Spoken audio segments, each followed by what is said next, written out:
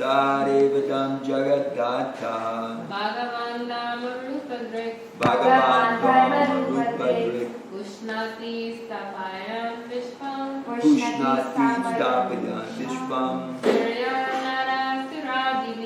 Tiryanara Suradivi. Anyone else? Okay, we'll do word for word. Saha, he, Eva, certainly, idam, this, Jagatata, the maintainer of the entire universe. Bhagavan, the personality of Godhead. Dharma-rupa-drik, assuming the form of religious principles.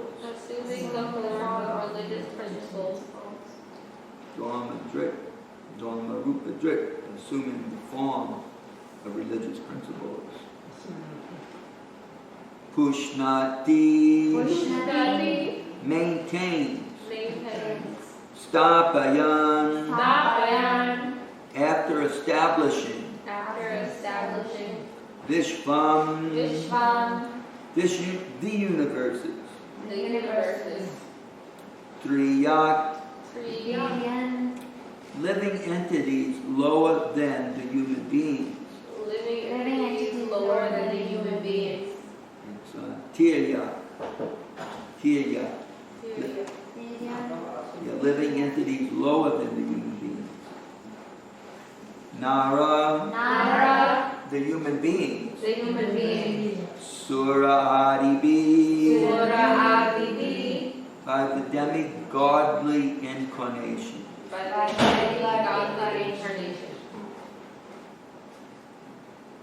Srila Prabhupada's translation, please repeat. He, the personality of Godhead, is the maintainer of all in the universe.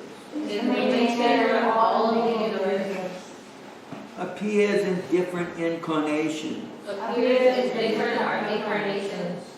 After establishing the creation.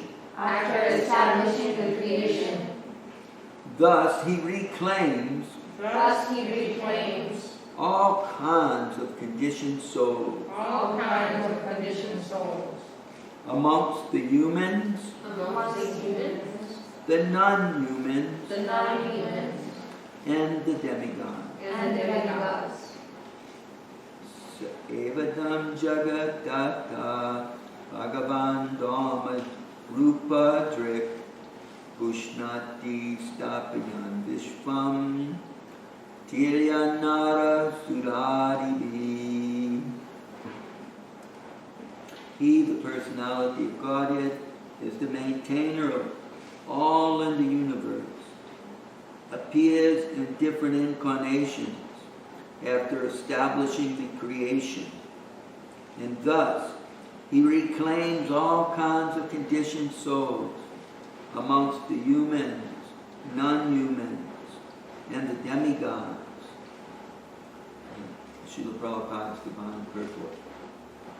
The Supreme Personality of Godhead, Vishnu, incarnates himself in different societies of living entities to reclaim them from the clutches of illusion. And such activities of the Lord are not limited only to human society. He incarnates himself even as a fish, hog, tree, and many other forms. But less intelligent persons who have no knowledge of him deride him, even if he is in human society, is a human being. The Lord therefore says in the Bhagavad Gita, chapter 9, verse 11, Avajananti mamuda manusim tanum ashritam Parambhavam ajananto mama buddha maheshwaram. As we have already discussed in the previous verses, it is concluded that the Lord is never a product of material creation. His transcendental position is always unchanged. He is the eternal form of knowledge and bliss, and he executes his almighty will by his different energies. As such, he is never the subject of reactions for any of his acts. He is transcendental to all such conceptions of action and reactions. Actions and reactions. Even if he is visible in the material world, the exhibition is only of his internal energy. For he is above the good and bad conceptions of this material world. In the material world, the fish or the hog may be considered lower than the man. But when the Lord appears as a fish or hog, he is neither of them in the material conception. It is his causeless mercy that he appears in every society or species of life. But he is never to be considered one of them. Conceptions of the material world, such as good and bad, lower and upper, important and insignificant, or estimations of the material energy. And the Supreme Lord is transcendental to all such conceptions. The words Parambhavam, or transcendental nature, can never be compared to the material conception. We should not forget that the potencies of the Almighty Lord are always the same and do not decrease because the Lord assumes the form of a lower animal. There is no difference between Lord Sri Rama, Lord Sri Krishna, and his incarnations is a fish and hog. He is all-pervading and simultaneously localized at any and every place. But the foolish person with a poor fund of knowledge, for one, of that Parambhavam of the Lord, cannot understand how the Supreme Lord can take the form of a man or a fish. One compares everything to one's own standard of knowledge. Is the frog in the well considers the sea to be like the well. The frog in the well cannot even think of the sea.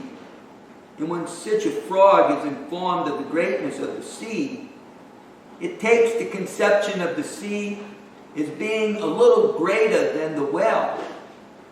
As such, one who is foolish about the transcendental science of the Lord will find it difficult to understand how Lord Vishnu can equally manifest himself in every society of living entities.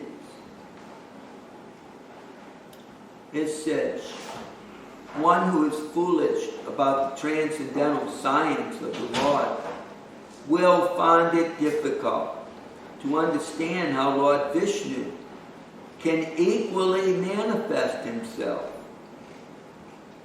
in every society of living entities.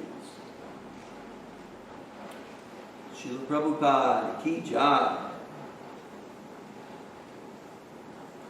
Om Agana Timilandasya Kanchana Shalakaya Kakshuna Militam Yena Tasmai Shri Gurave Namaha. Shri Chaitanya Manobhistam Stapitam Yena Bhutale Swayam Rupa Kadamayam Kadati Swa Padantikam.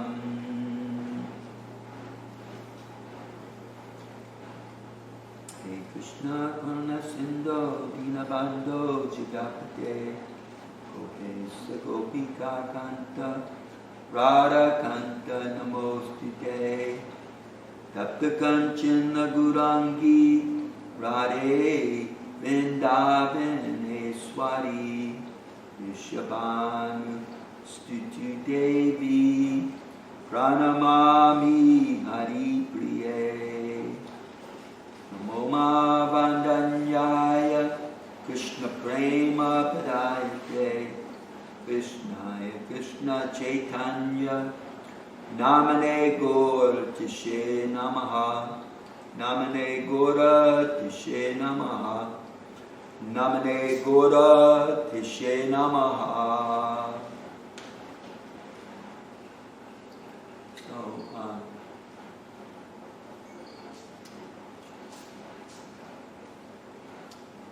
in the material world, our material world as we know it today, a lot of people have a hard time putting the emphasis on literature like the Bhagavad Gita and Srimad Bhagavatam, Sri Chaitanya Charitamrita.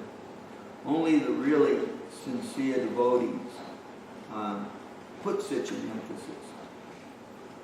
Other people keep it on their bookshelf. They don't look at it often, if at all, if they even have it there. And then, unfortunately, you have, a class of people that are Sanskritas and people born in Indian culture. And, they have heard this literature to either a lesser or greater extent on radio, on television, in the form of literature. They may have studied it at school. And certainly, that's to their great fortune. But then what happens, not every time, of course, but unfortunately a lot of times, is people will get Prabhupada's books, but then they think, I've already read these books. And, they'll just keep it there like they keep any holy book. They'll respect it as a holy book, but hardly ever take it off their shelf. And may not even ever read it. They may even appreciate Prabhupada's movement, but they'll see it as a movement for saving others in the world, not as something that they need. And they support the movement by taking the book. They wouldn't want to discourage the new devotees or the devotees. And so they'll take the book, or they'll become a life member, and then they'll put it on the shelf. Stay there forever. Unfortunately.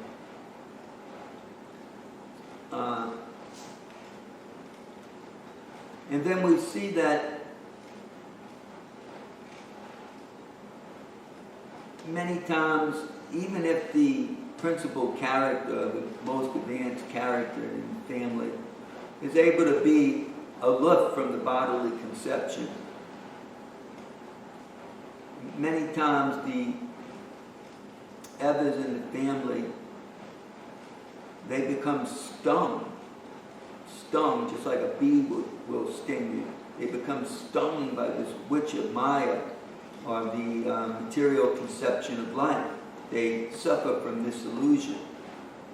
They may even have the example there in their house, but still, out of pride and just the power of Maya. They cannot escape the illusion. Mainly because they never take the book off the shelf. Mainly because even when they meet a devotee, they think in terms of material terms, like better and worse, and they'll often consider themselves better, and the devotees worse. So what the devotees have to say, they just respectfully act polite, but they never really pay attention, and they never ever take the book off the shelf. So this is their great misfortune, because they don't get to hear the words of the pure devotee, which is for actually extricating or freeing us from this material illusion of thinking with the body. And only when we surpass that can we really begin to appreciate Krishna's avatars. One may have a natural inclination for his different avatars, or they may actually have some devotion to one of them due to their upbringing, maybe from their past lives. And that's wonderful. But still, to become conversant in the entire science of Bhakti Yoga, so that one can convince the multitudes of people who are suffering from not only the gross material conception of life, but thinking I'm the body. That already is difficult enough. But at least it's the complete opposite of spiritual life. And when people are suffering and for a want of satisfaction in life, then at least you can attempt to convince them that if you take to spiritual life and give up this materialistic life, slowly but surely you can become self-satisfied.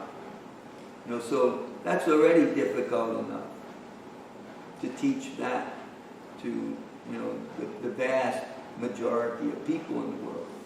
But then to teach those persons who think that Krishna doesn't have any qualities, that he's formless, because material qualities are beyond the Lord. The Lord is beyond the material qualities. They see all the qualities in this material world as being something mundane. Well, they see it as something temporary. And that since things like qualities, good and bad, and better and worse, and Khan and Mausoli, these various dualities of different types of attributes, they see it as being something temporary, just relating to this world. And because God is beyond this world, and because God is inconceivable, and he walks and he doesn't walk, that obviously he doesn't have any of these qualities. He's just the formless Brahman that sometimes takes a form and sometimes expands itself all over, and different material creations come out of him that are just illusions, like a dream.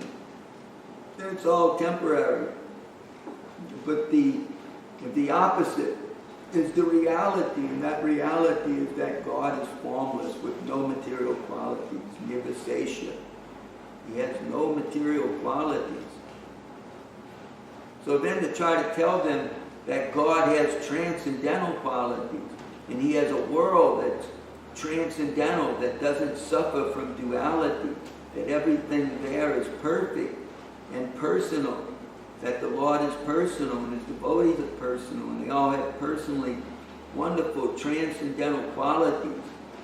To try to convince them of that is, it takes some Shakti, especially if they're conversant in Vedic literature and in Vedic language. Because then, if you don't speak the language, or you don't know all the literatures they know, then they think you're insignificant, and that it's not.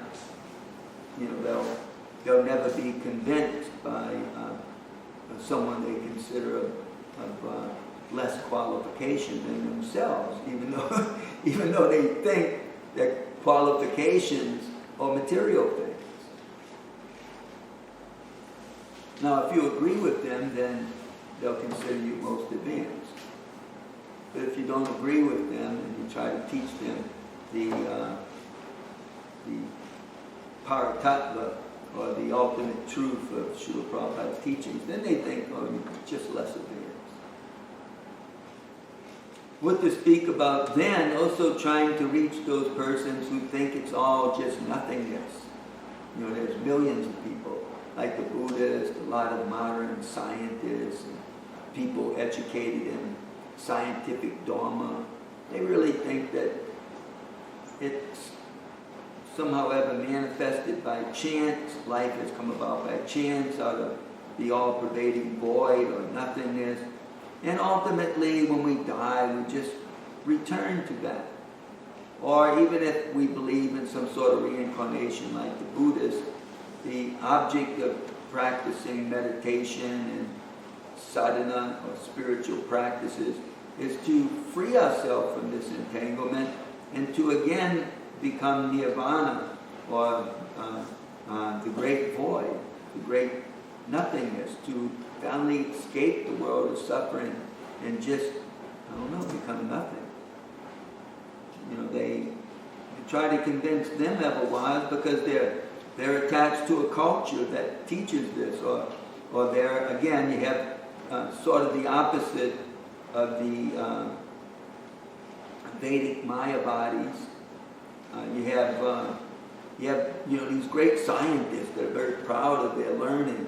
That I know physics and I know all these different mathematics and I know this theory and that theory and I know all these Latin terms of scientific knowledge and how the body works and how the universe is working. And then you try to tell them about Krishna consciousness, and they just think you're a little kid, or that you're a person who's just espousing faith, and that's fine. But you should, but it is meant for the faithful to learn some moral instruction and to something to put their trust in. But they may even be polite and nice people, but they'll have no faith in it themselves. So very hard to convince such persons. By Srila Prabhupada's grace, though, it becomes all possible. The devotees keep trying. That's the mystic power of the Lord in this day and age. In other ages, he came and beat up on demons. He came and saved the Vedas in great devastations. He did so many miraculous, wonderful things that are all transcendental and free us from Maya just by hearing about them. But in this day and age, he does that miracle of freeing the soul from these great misconceptions of gross sense enjoyment, of Mayavadiism, thinking that the Lord is formless and that we are all none different from that Brahman, from that supreme truth. That the truth is the same for everyone. That everyone is the non-different truth. There's no difference between anything and anyone. We're all the same. They, and then the same with the voidists. The miracle of Lord Chaitanya, the incarnation for our day and time, and what he is empowering his devotees with, is that somehow ever we can transform these mentalities by, the mystic weapons of the Lord. Just like the Lord, sometimes he would use his Sudarshan chakra, other times he would just hit someone with his hand, or like Lord Balaram used the kusa straw. They would do different things in order to perform their pastime and achieve victory for righteousness and goodness and the absolute truth. But in this day and age, the Lord is doing it with his weapons of prasadam, especially with his weapon of the holy name. People's lives become transformed. So many miraculous cases of that happening. One of the famous ones, I haven't mentioned it in a while, certainly the devotees have heard it, and the Kailavi has. That one where the man on the train in Europe was being distributed, a devotee attempted to distribute a book to them. And they were, a professional banker and, very caught up in life in this world, 20 years ago at least. And so this young lady tried to distribute him a book. And he became so annoyed that he actually pushed her down. It became abusive physically. It was just like a spontaneous thing. It wasn't that he was always like that. He was a sophisticated person. But she just annoyed him so much. It wasn't that she was an annoyance. She was a very nice, sweet person. But just his mode became so agitated that he just shoved it to the ground and actually hurt her. So, right after that, somehow he actually took the book home and put it on, stuck it on the shelf. So sometime after that, his wife was killed in an automobile accident. And he becomes dismayed. I think he may even had a child, but they were killed in an automobile accident. And he became very depressed. And somehow he spotted that book and took it off the shelf and began to read it. And slowly but surely, he became a little transformed to the extent that he actually went and knocked on the door of the temple. And then would continue to do that. Go back to the Sunday feast, go back, week after week. And finally, even moved into the temple. And as you may expect, he became the treasurer even of the temple. After all, he was a professional banker. And then, after some time, he wanted to also go out and distribute books. And then, after doing that for some time, the devotees were invited for one of these Sankirtan gatherings. And he goes to, some other country. It's Europe, all these countries are there in Europe, and sometimes they intermingle. After all, the European Union still exists. So he goes to Italy or someplace, and there he meets the very lady he pushed down. Did they recognize each other? Yeah, he actually cried and offered obeisances and asked for forgiveness. And she was intrigued. She didn't, she felt, shy. This was devotee doing, bowing down like this and crying. But, he told her his story and what had happened. And so anyway, just one Sankirtan story. There's so many Sankirtan stories. This is Lord Chaitanya's potency, transforming the lives of people that would never become devotees. They would never become devotees hearing about, Lord Vishnu doing this, or even his ever expansion doing that, and just the whole conception of the material world. They already have it figured out. For them, again, as I've said in many classes, it's just mythology. That's all it is. It's Hindu mythology, just like there's Greek mythology and Roman mythology. And they may even believe there's biblical theology. They may not be a Christian or a religious person. They have grown up in that family, but they just think the Old Testament is, full of a lot of mythology. They don't really believe all of that, literally. And they have their views on the New Testament also. Or they may be, a Muslim. And, it's only, in the Quran, God is impersonal.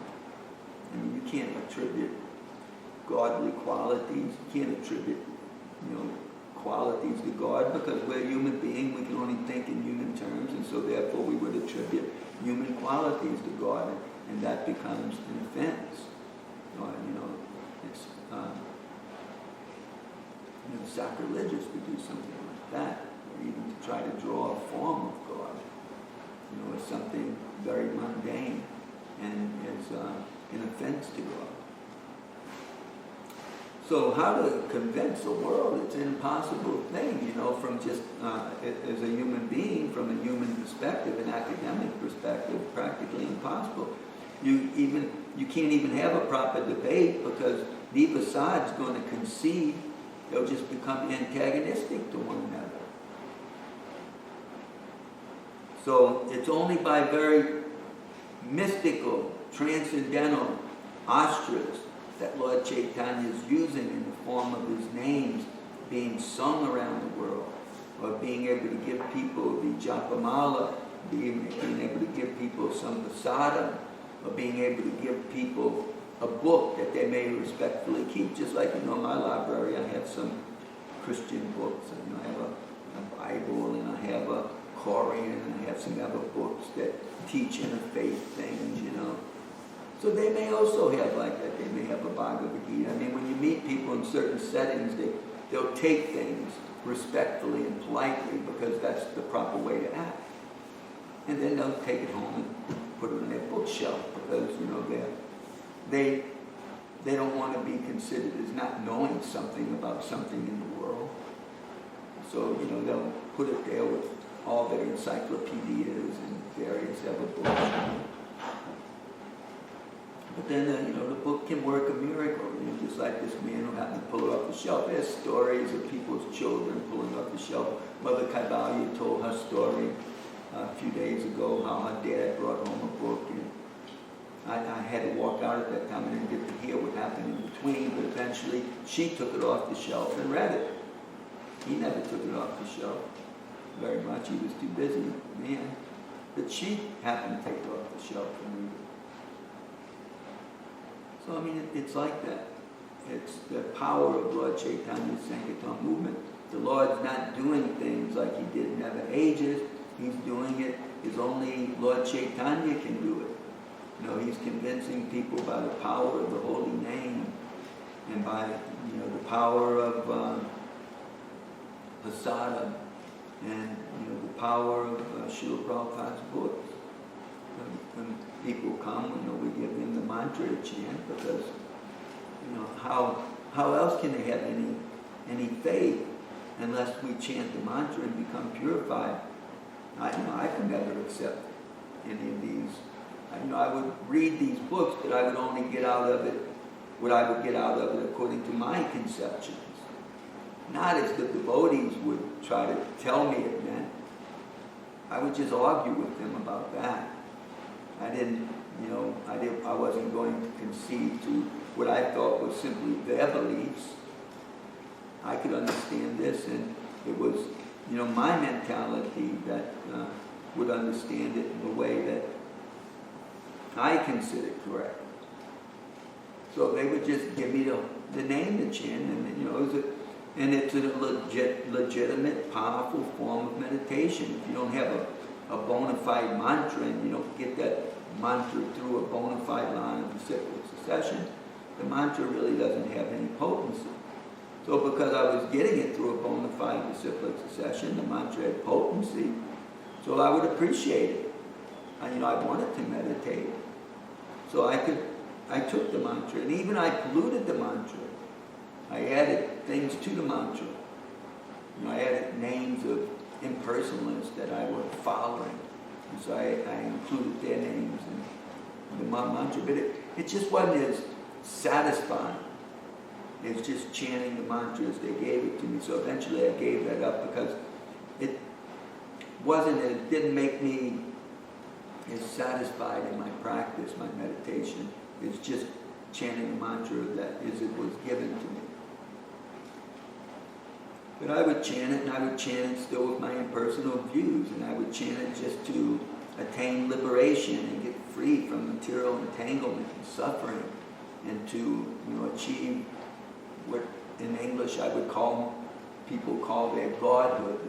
I just wanted to again, merge into my eternal godliness and become free from the material existence, which I personally had concluded was nothing but miserable. Because I didn't see anything. At that time in my life, I just couldn't help but see misery everywhere. No matter where I looked, it always seemed that things ultimately came out miserable for whomever it was or whatever it was. Even driving down the road, I would look out and I'd say, if I wasn't in this heated or air-conditioned vehicle, it would just be miserable out there. How can anyone live out there?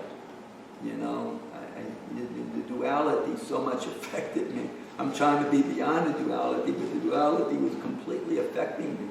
And I simply concluded that, the life in this world is miserable, and I believed that there was something greater than that, and that we wasn't really meant to be here. If we really understood that we were something beyond this body, and I knew the body was going to die. I'd seen so many times people die that, I had no doubt about that, and I knew I was going to die, and I knew everybody was going to die. So therefore I wanted to transcend this world of death and misery. And so the devotees gave me that mantra, but that's the only reason I would chant was for that, to transcend. I didn't, not to be devoted to Krishna. Even when I began to understand that that's what, I kind of knew that that's what they were teaching, but I didn't necessarily believe that that's what the spiritual master was teaching. And Prabhupada was such a dominant figure that I accepted him as a spiritual master. So when I finally had to conclude that that was Prabhupada's ultimate teaching, I can't say that I had a lot of, fondness for it. I wasn't, and maybe was a little intrigued, but I didn't have any heartfelt, spontaneous affection for it. I just thought that it made my life a lot harder, because now I would have to become, while living on earth as a human being, I would have to not only just chant to become free and transcend and put an end to it all, I would have to try to be better while I was here. And so, that takes a lot of work for someone who is simply born with a lot of demoniac features. You don't have to cultivate your demoniac features anymore. I was always doing something demoniac, so that was natural for me.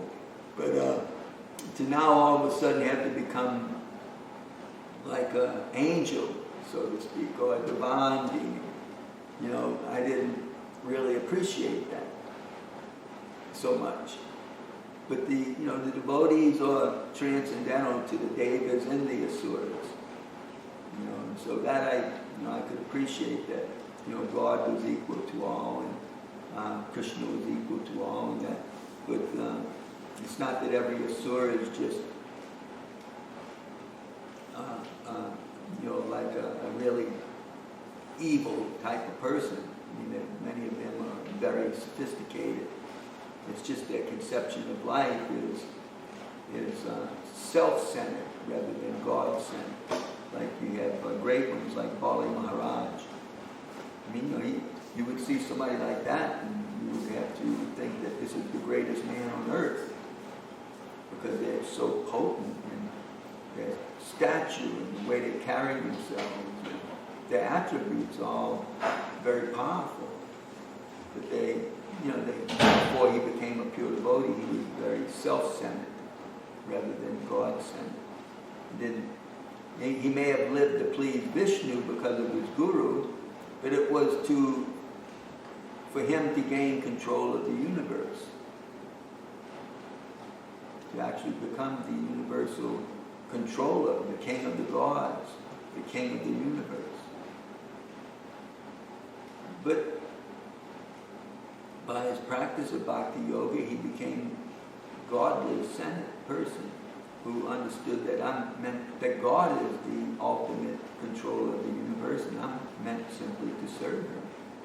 I'm his servant. Whatever position he wants me to be in, I gladly accept and execute it on his behalf. And I relinquish my lust to try to control everything else. That's how this person, Bali Maharaj, he ultimately became one of the greatest devotees. But he was born into a family of asuras, of those who were opposed Vishnu and wanted to gain control of the universe against the arrangement that Vishnu had set up.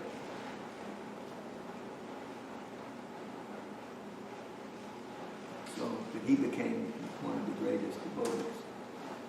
Okay, we better stop. It's 8:15, and everybody will get cheated out of their breakfast if we don't get there on time.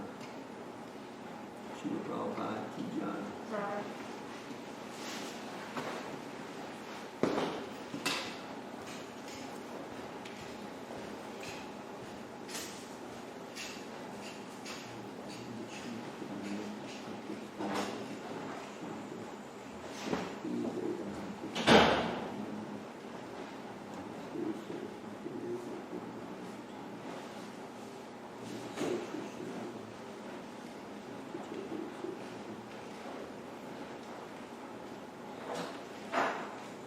They all left, and that means I have to turn the camera off. And I'm not 100% sure how to do that, but I can always just unplug it. Hopefully it won't lose the data.